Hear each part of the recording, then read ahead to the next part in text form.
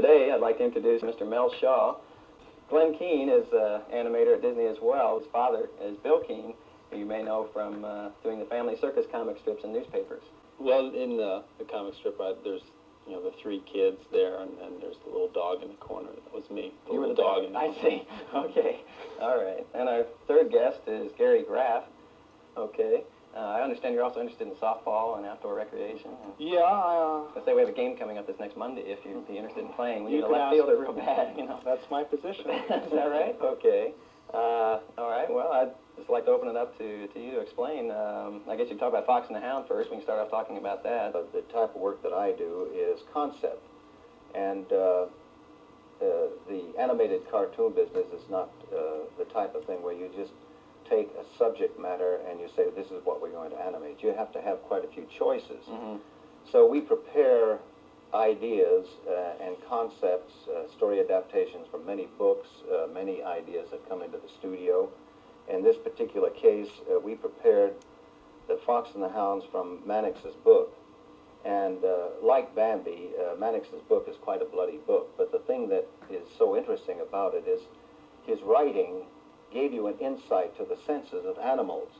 And we feel that the basics of the story is that you are to try to transport your audience to feeling and having some sort of empathy for the animal itself. Right, almost as if it's a human character. Yeah, that's right. And the audience won't relate to an animal that you don't feel for. And this, of course, is the art of animation, being able to do a thing like that.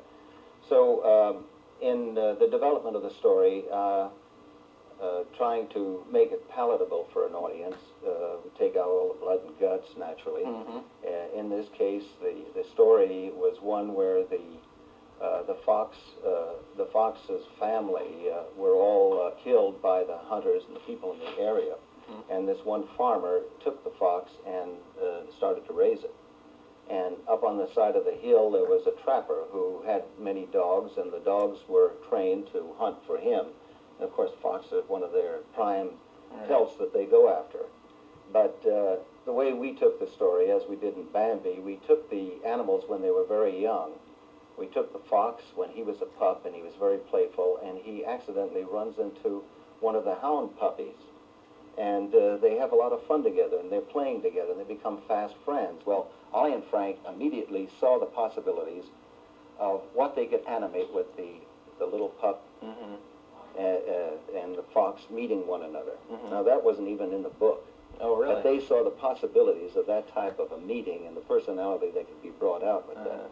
So they just immediately So they went right away and they started animating the thing, and they showed everybody else the possibilities of it. And it became a very important factor in saying, all right, we're going to go on this. And about that time, Mr. Keane here was involved in the early days of animation, and he was working with Ollie, and he was getting some of his basic training there. Now, he is our genius now. Ollie and Frank are gone. And when you're animating, you're really looking for a walking encyclopedia, really. Yeah, you're looking for a handle, on the character. Yeah. Because you've got a character design. You kind of have an idea of what you want it to look like, but to really start animating the thing, you need some spark. And I guess that's true. There's certain voices that only fit certain types of characters or movements. Yeah. You can't picture some people with a high squeaky voice or whatever. So that. Sure. A blind person can really know probably more about a person than a person who can see, just because they can hear the voice, and they can tell an awful lot about that person just by the way they hear. And so we'll sit down and listen to just lots of voices, just keep listening to them.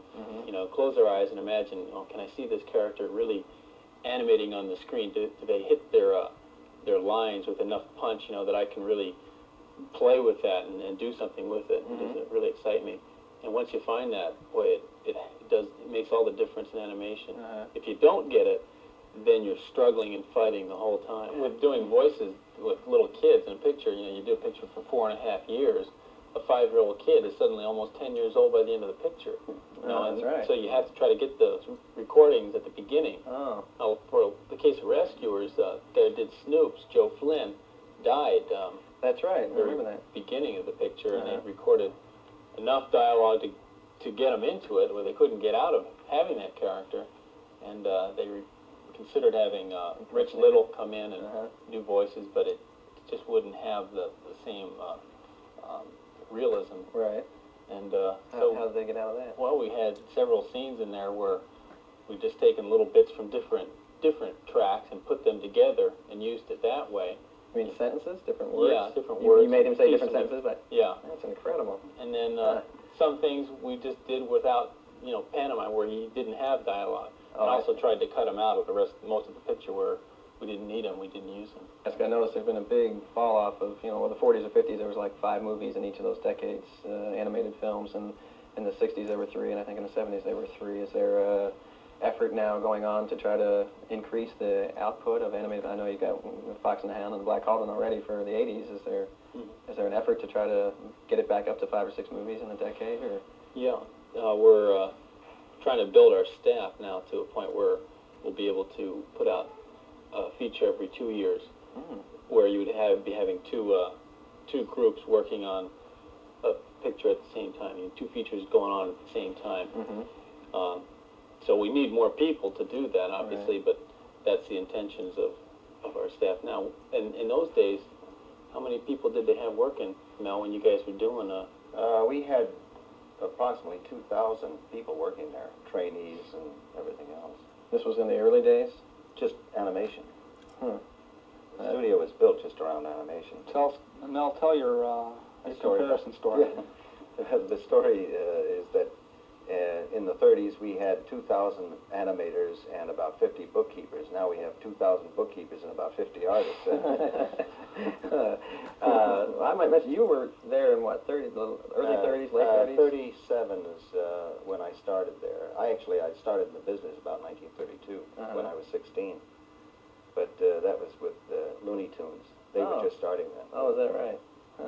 All of the people we were talking about, they were all from Kansas City here. Because the ones who started Looney Tunes, they always used to tell me about Swole Park and everything that went around here, and they worked at the Kansas City Film Ad, places like that. And they all came out with Walt about the same time, and then they split off and decided to get their own contract. Oh, I see. Same thing with Abai Works later on, and then he came back. So you were with them through Snow White and... No, I wasn't there at Snow White. Snow White had just been previewed. Okay. Well, you did help on Fantasia. I know. Yeah, I started on Fantasia, and then it wasn't Fantasia then, it was a group of shorts. Classical shorts. And then we got together with Story Meetings and decided to put them all together and make a concert program out of it. And then we got Stokowski and so forth, and then it started to have the It's just a stature. superb film. I just really love seeing it. One of the things I like to mention in particular at that time, how innovative Walt was in the picture itself, is that most people don't realize it, but when Fantasia came out, there was no such a thing as stereo sound.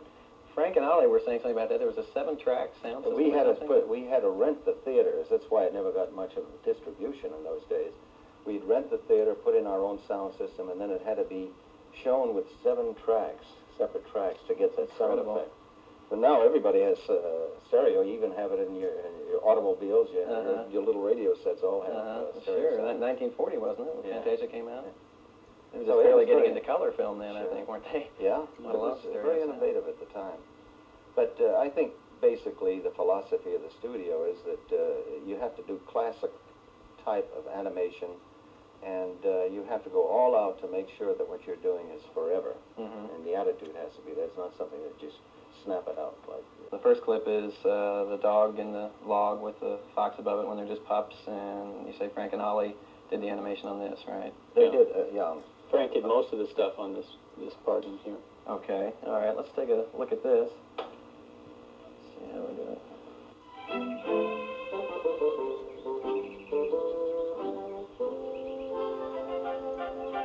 Now, these are the original pencil etchings, right? Yeah.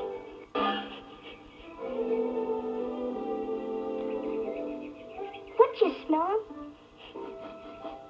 I'm on the trail, so. Trail what? I don't know yet. Why, it's you.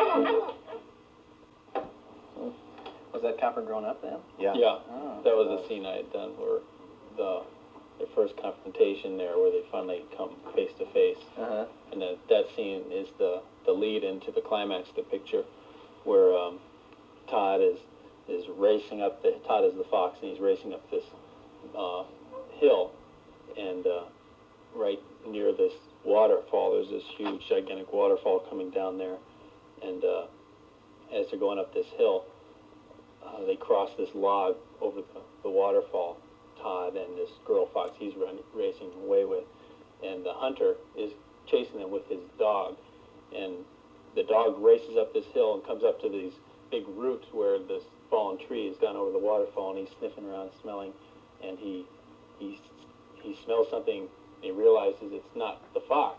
And there's this huge 9 million foot grizzly that stands up there, and then, well, you'll see some of that part take place Yeah, there. that's in the next clip. Yeah. Well, maybe you can show us, this is, what, 99 pages of... Yeah, these are a few drawings of... Now, these individual frames that you drew? Yeah. Now, this is about 4 seconds worth of film time, and this is why it takes us so many years to do a picture. It took us 4.5 years to do the Make fox sure we and got hound. a shot on that? Yeah, I'm gonna Okay. try to get it for your camera here. Okay. I You're don't know going to be if on I- this camera here.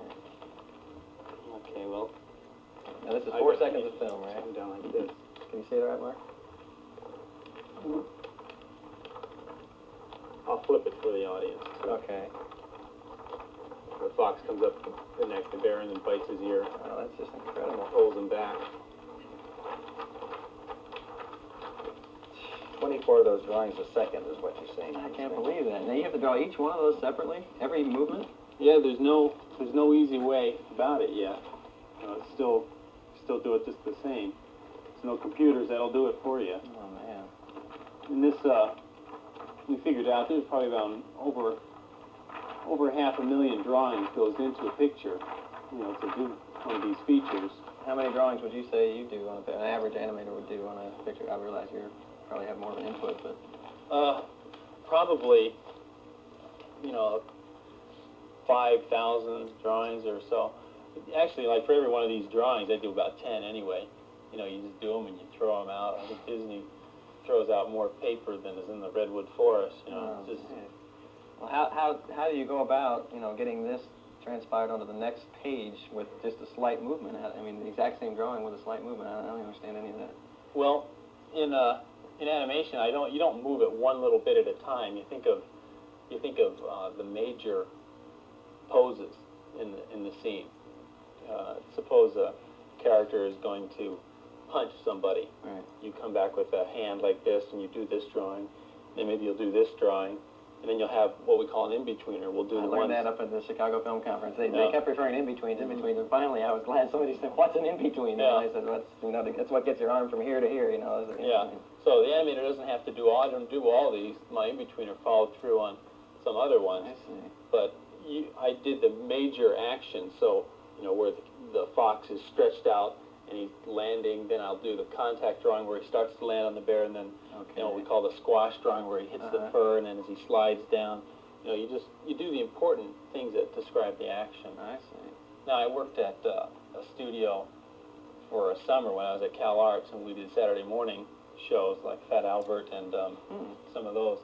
Now we would do a half-hour show in a week. And here, this took us 4.5 years to do 90 minutes, 3 half-hour shows. Quite an adaptation for you to go to that. I never extreme. was comfortable at this other place. Right. It wasn't in my blood, I guess, and I'm glad it wasn't, Right. because this is really the best expression of the film medium I think you can get.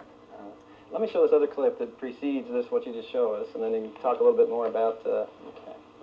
Let's take a look at this other clip.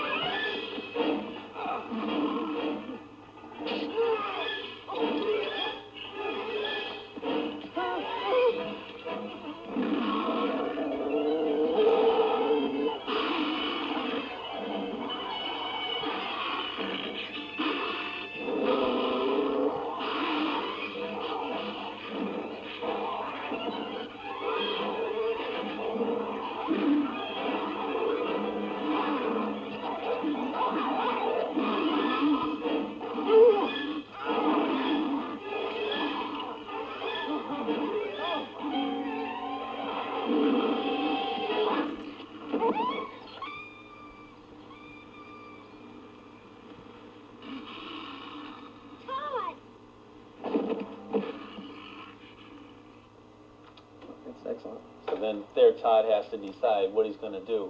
Go with this girl fox or go back and help his friend.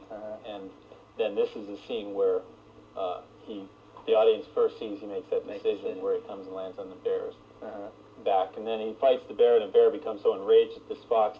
They fight up this hill, and the fox goes across, gets knocked out onto this log, and the bear comes out there onto the log. And you can see the picture. They always do that. Animator really has to work from his mind and then get it down. You kind of feel like you're an actor yourself, don't you, in putting those drawings on paper, because you're making doing the movements or whatever. Yeah, we had a character in The Fox and the Hound, a badger, and he was always talking like this, and his jaw was always sticking out and stuff. So when I'm drawing, I'm always doing this. And man, I left, my jaws would be so sore by the end of the day, because you're into it all the time. There's one quick question I wanted to ask you about the color. Now, do you only work with pencil and do all these drawings or whatever you use there? You never see color? The color is added completely later? Yeah, I don't have anything to do with the color, the ink and paint on the thing. Mel, at the beginning of a picture, sets up the look of a picture in terms of color. Like in The Fox and the Hound, he was what you would call our color stylist for the picture. But I don't deal with that. I just deal with pencil. You do that, and then they film the entire thing or sequences in what you've done, and then they add the color over later after it's all been filmed, like we saw here. Well, they'll take one of these drawings and they'll Xerox it onto a same sheet of paper, except it's not paper; it's clear celluloid, as you know.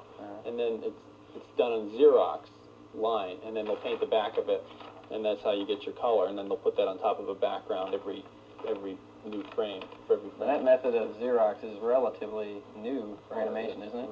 Yeah. The Pinocchio and Fantasia, you didn't have any. No, we had inkers that used to trace the lines.